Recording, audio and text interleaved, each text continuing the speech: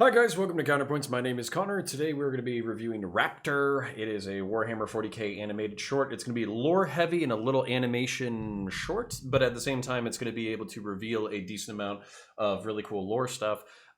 If you're noticing that I'm a little washed out, it's because I'm shooting during the daytime because I completely jacked up my schedule. But don't worry about my pretty little face. Let's just roll with the animation. My name is Connor. I am a former law enforcement officer. I did 4 years, 3 years on patrol, 1 year in the schools. I did 4 years in the Marine Corps, all of them as a person other than Grunt Pogue, but I did deploy 0708. And while I do have some interesting stories, they're probably not as interesting as a lot of others, but I was trained by some of the best. So I like to think that informs my perception of violence, and I'm also a big 40k and sci-fi nerd. And without further ado, let's watch some 40k and some sci-fi nerdery so we can enjoy this together. Let's go.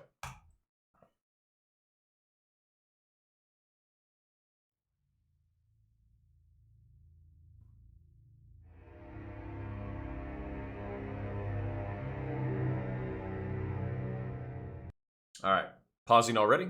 In great armor shall I clad them, and with the mightiest guns will they be armed. This is a quote from the Emperor of Mankind talking about his space marines, and they shall know no fear. It's a very famous saying from the 40k universe. In the background, you'll see the two-headed Aquila. This is meant, at least in some lore lexicanums and Wikipedias, this is meant to represent the twin power of Mars and Terra, and also a blind eagle looking into the past and a forward-seeing eagle looking into the future. And it's supposed to represent the dual power of the twin planets of Sol, of our solar system, and also the united Imperium of Man under the Aquila, or the double-headed eagle. So as they fare into space. So let's keep going.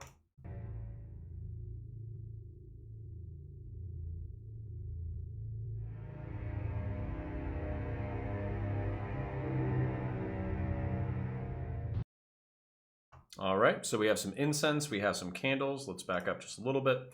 And what's going on is the Emperor of Mankind wanted to conquer the stars in the name of secular humanism. He wanted to do that, one, because he was a fedora, two, because there is another plane of existence known as the warp. And in the warp are a series of entities that we would understand to be demons or devils, and they fuel off of the emotions and actions of living beings. So there's Slanesh, the god of excess. There's the Khorne, the god of fury, rage, and blood. There's Nurgle, the god of rot. There's Tzeentch, the god of change. And whatever you do in reality fuels these deities. And so the God Emperor of Mankind, one, he was a fedora, meaning that he was a secular atheist that wanted to bring he wanted to bring America. He wanted to bring humanity into an enlightened age. And number two, he wanted to starve those warp founded deities of their power by robbing them of worship in our plane of existence. So what happened was he was one of his sons, Horus, was corrupted by these chaotic powers, turned traitor, and actually mortally wounded the emperor. The emperor was interred on Terra inside the Golden Throne. He became a beacon, a psychic beacon through which humanity could guide itself through the stars. But this is a pale shadow of the ambition that the emperor actually had. In his fall, there were the revelations of the chaotic deities. There were the revelations of some powers of light that the emperor and some of his followers had, and with that came a resurgence of religiosity and spirituality within the Imperium of Man. And as a result, rather than a secular humanist empire that spans the stars and robs the chaotic gods of their power, instead we have a hyper-zealous, hyper-religious, fanatical, pseudo-fascistic oligarchy that rules the stars in competition with Xenos, aliens, and the chaotic powers, the ruinous powers. So let's keep moving.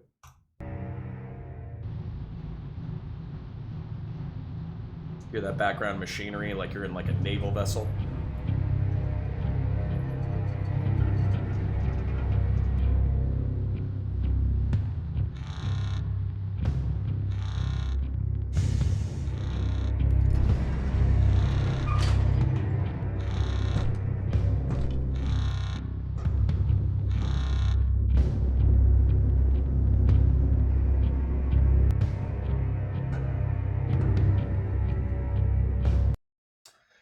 So these are the twin powers that I was talking about. This is a space marine, a transhuman, primarily biologically enhanced, but also enhanced with technology.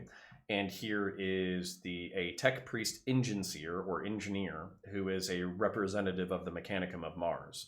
And so humanity has, they're still human beings like you or I, and they make up the bulk of the majority of humankind. And they often staff the Imperial Guard. But there are two transhuman cults in the Imperium of Man, one of them being the Space Marines, which are genetically enhanced, and the other one being the Mechanicum, which are mechanically enhanced. Both of them seeking some level of immortality and greatness through transhumanism, which is one of the cool things about 40K, is that there's a variety of ways in which to express yourself. This Space Marine is clad in what's called black carapace. It is armor that extends some level of benefit to him, as far as like resistance to kinetic weapons, heat weapons, rad weapons, all that kind of stuff. But if you notice here, there's like anodes and diodes all over the armor that hook into the biology of the Space Marine. He actually has little black electric sockets inside, like literally implanted inside his body, and they implant in turn into the black carapace, and then the black carapace also in turn plugs into power armor, effectively making power armor, which is made of ceramide, a very light synthetic but very durable material. It makes it like a second skin. It can sense pressure. It can also move very fluidly with the Space Marine himself. And that is one of the advantages, or one of the many advantages of the Space Marine, is that because he's so technologically and genetically enhanced, he is a terror to behold on the battlefield.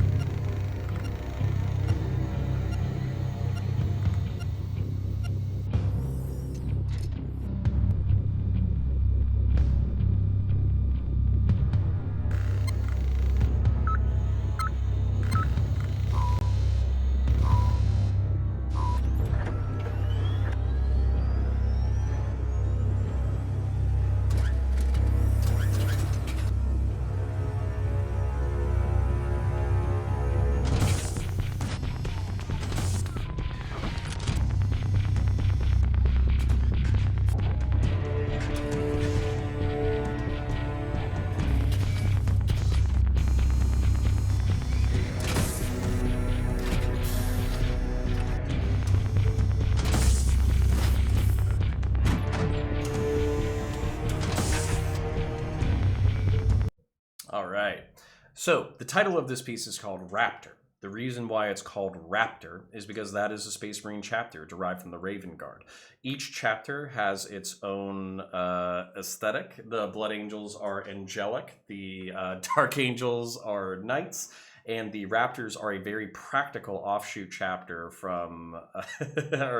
my son wandered in the room. Let's see how much adventuring he does. So the Raptors are a very practical offshoot of the Raven Guard chapter. They're known as stealthy. They're known as very practical. Raptors not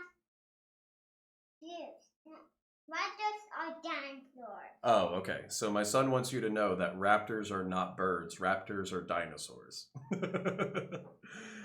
Do you want to help me? Yeah. Okay. You want to sit with me? Do you want to take a man? Yeah. Okay. Can you take this man and go play with him? Yeah. And then I'll be right back in like 5 minutes? Yeah. Okay. Sounds good. I'll catch you in 5 minutes, okay? All right. Excellent. All right. Maybe to recover a little bit of ground that we already covered, but Blood Angels have very angelic features. They very space Catholic. Dark Angels are space knights, so they have a lot of like Teutonic and medieval knight imagery. The Raven Guard, on the other hand, are very stealthy. They're the stealthy boys, the sneaky boys. And the Raptors are an even more practical offshoot, where if you were looking for a chapter that imitated the in real life militaristic cultures of like practicality, practical logistics, practical armament, practical everything. I think they're literally known as the pragmatic Marines. Then Raptors are your chapter. I did want to mention that there's like some scorch marks, some dents, some some scratches on this armor. Marines. Well, I do love this arming sequence with the Mechanicum being in tow. Marines, especially in the Horus Heresy, are talked about as maintaining their own armor. There are serfs that help maintain their armor, but also the Marines themselves will, they will become artisans. They will create weapons and armor and art pieces that will accentuate their armor so they can care for it individually. And then, of course, just like the military in the modern day, it's really good to know your gear intimately and how it functions and its quirks and all that kind of stuff. And that's talked a lot about in the series as well.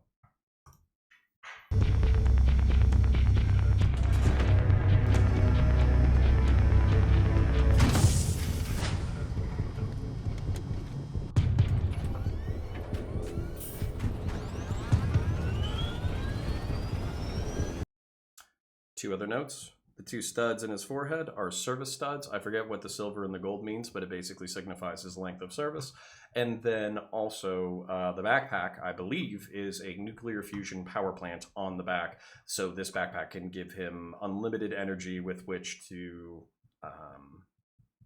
do work.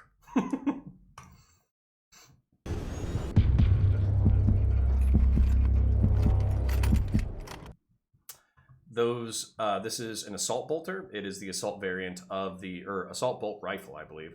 It is the assault version of the bolt rifle. These are .75 or .70 bolt shells. These are miniature missiles or grenade launchers over here. Miniature missiles or grenade launchers that upon impact will, they might be delayed explosive actually. But either way, once they hit their target, they will cause a kinetic and an explosive destruction to the intended target, meaning that they're good for anti-infantry and they're also good for light anti-armor rolls.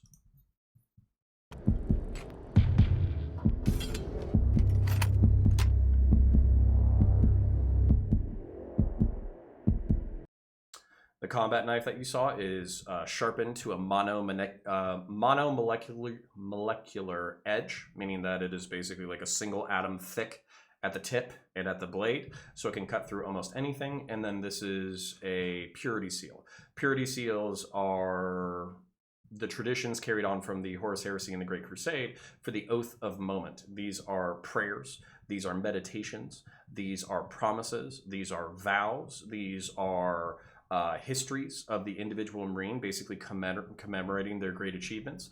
And in the Oath of Moment was a similar badge given to high-ranking members of the Great Crusade, the original expansion of the Imperium of Man, that in a secular context made them promise that they were going to fulfill their duties, gave them meditative things to focus on in the heat of battle, gave them meditative things to focus on before battle. And it's actually interesting seeing how religious traditions that were supposed to be purged from the Imperium of Man during the Great Crusade have carried on and then reverted back to their religious footholds in the far-flung future of the 40th millennium.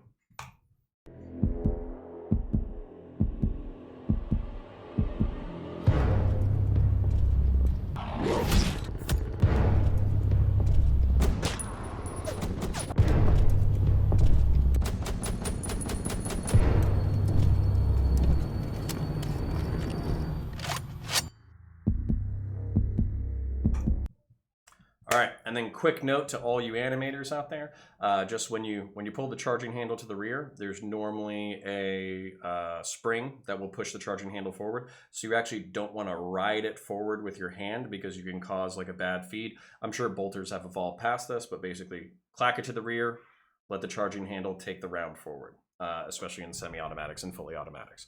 So anyways, with that, that's pretty much it. Like, share, subscribe, dislike, all that YouTube nonsense. Check out my other content. I do war movie reactions. I do police reactions. I do political debates. I do panel shows. I do rants into the void. I do all sorts of kinds of stuff. So you shouldn't just watch my 40K react content. I love that you watch it, and I'm very appreciative of you watching it, but you should check out the other parts of the channel. Comment, like, subscribe, all that YouTube nonsense. And with that, I'll catch you guys in the next one. Bye.